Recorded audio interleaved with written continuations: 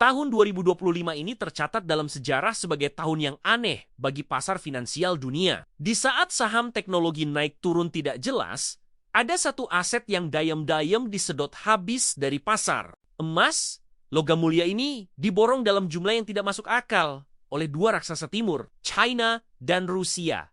Bank Sentral China PBOC bahkan tidak berhenti membeli emas selama 18 bulan berturut-turut. Gudang-gudang di Shanghai dan Moskow kini penuh sesak. Pertanyaannya, kenapa? Apakah ini sekadar investasi biasa? Atau mereka sedang mempersiapkan sesuatu yang mengerikan? Apakah ini tanda persiapan perang fisik? Atau justru perang mata uang untuk menghancurkan dolar Amerika selamanya? Di video kali ini, boleh tahu akan membongkar 3 alasan rahasia di balik aksi borong emas gila-gilaan ini. Dan apa dampaknya buat tabungan kita di Indonesia? Simak sampai habis. Sebelum kita masuk ke teori konspirasinya, mari kita lihat datanya dulu. Menurut laporan World Gold Council terbaru tahun 2025, pembelian emas oleh Bank Sentral Global mencapai rekor tertinggi baru. Dan pembeli terbesarnya siapa lagi kalau bukan China? Yang menarik, banyak analis menduga jumlah emas yang dibeli China jauh lebih besar daripada yang mereka laporkan secara resmi. Ada ribuan ton emas yang masuk lewat jalur belakang. Tidak tercatat di cadangan devisa resmi, tapi disimpan di lembaga-lembaga negara lain. Sementara Rusia, mereka sudah memproduksi emas sendiri dari tambang domestik mereka dan menyimpannya alih-alih mengekspornya.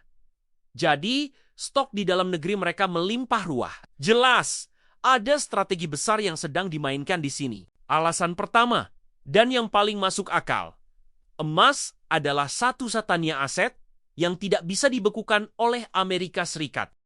Kita belajar dari kasus 2022, ketika AS dan Eropa membekukan aset cadangan Rusia senilai ratusan miliar dolar, China melihat itu dan sadar, wah, kalau suatu hari kita konflik sama Amerika soal Taiwan misalnya, uang kita yang dalam bentuk dolar bisa hilang sekejap. Jadi di tahun 2025 ini, di tengah memanasnya tensi geopolitik, memegang surat utang Amerika US Treasury itu berisiko tinggi. Emas beda.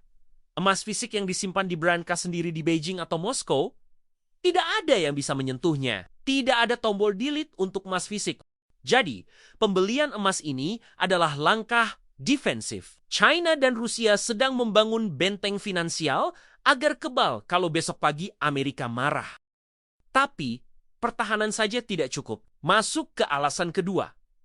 Penyerangan. Banyak rumor beredar di tahun 2025 ini tentang peluncuran mata uang baru Block BLIX, atau setidaknya sistem pembayaran baru yang disebut BRICS Pay atau The Unit. Dolar Amerika itu mata uang fiat, nilainya berdasarkan kepercayaan. Nah, kalau BRICS mau bikin saingan dolar, mereka butuh sesuatu yang lebih kuat dari sekadar janji. Mereka butuh backing aset real. Apa aset paling dipercaya dalam sejarah manusia selama 5.000 tahun? Teorinya begini. Jika China dan Rusia punya cadangan emas yang cukup besar, mereka bisa bilang ke dunia, hey, pakai mata uang kami saja. Mata uang kami didukung emas. Lebih stabil daripada dolar yang dicetak terus-menerus oleh The Fed. Jika ini terjadi, ini bukan lagi dedolarisasi pelan-pelan. Ini adalah kudeta moneter terhadap dominasi Barat. Alasan ketiga, murni hitung-hitungan ekonomi. China dan Rusia melihat ekonomi Amerika sedang sakit parah. Utang Amerika di tahun 2025 sudah mencapai level yang mengkhawatirkan. Bunganya saja sudah memakan porsi besar anggaran negara mereka. China, sebagai pemegang utang AS terbesar kedua, mulai buang barang. Mereka jual surat utang AS, lalu uangnya dipakai beli emas. Ibaratnya, China melihat kapal dolar ini sudah bocor sebelum tenggelam. Mereka pindahkan kekayaan mereka ke sekoci penyelamat bernama emas. Mereka tidak mau memegang aset negara yang gali lubang tutup lubang. Lantas, apa urusannya sama kita di Indonesia?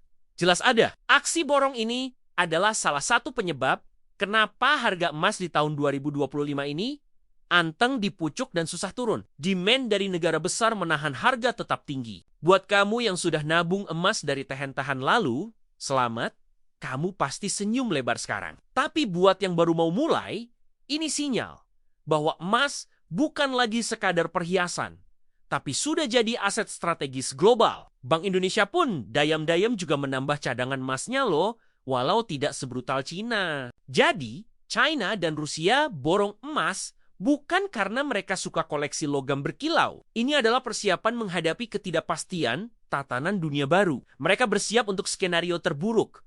Perang, sanksi, atau runtuhnya dolar. Pertanyaannya buat kamu. Kalau raksasa dunia saja sudah lari ke emas, kamu masih pede simpan semua tabunganmu dalam bentuk uang tunai? Coba tulis pendapatmu di kolom komentar. Tim emas atau tim uang tunai? Jangan lupa like video ini kalau menambah wawasanmu. Dan subscribe boleh tahu untuk analisa geopolitik yang tajam lainnya. Saya nama Anda atau admin. Sampai jumpa di video berikutnya.